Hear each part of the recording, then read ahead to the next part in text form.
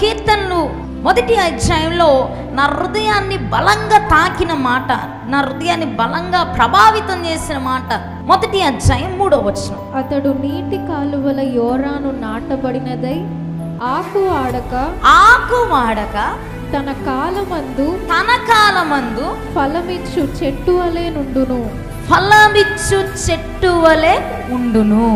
ఆకు వాడక తన కాలమందు ఫలమిచ్చు చెట్టు. ప్రతి దానికి, ప్రతి విశ్వాసికి వారి కాలం ఉంటుంది. మీ కాలంలో మీరు ఆశీర్వదించబడాలి. ఒక టైం ఉంటుంది, ఆ టైంలో నువ్వు బ్లెస్ అవ్వాలి. ఒక టైం ఉంటుంది, ఆ టైంలో ఒక బ్రేక్ త్రూ రావాలి. ఒక టైం ఉంటుంది, ఆ టైంలో నీ ఫైనాన్షియల్గా, స్పిరిచువల్గా ఒక బ్రేక్ త్రూ కనిపించాలి. ఎక్కడుంది? క్రైస్తవుల్లో ఈరోజు ఫలించే వారికి ఉన్నారా అండి? ఫలభరితమైన జీవితాన్ని జీవిస్తున్నారండి? ఎక్కడుంది ఫలభరితమైన జీవితం? ఎక్కడుంది ఆశీర్వాదకరమైన జీవితం?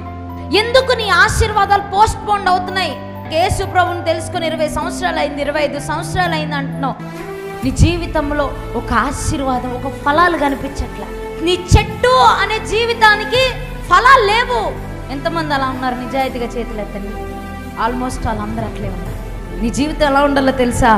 నీ సమయం వచ్చినప్పుడు ఆశీర్వాదకరంగా నీ జీవితం మారిపోవాలి.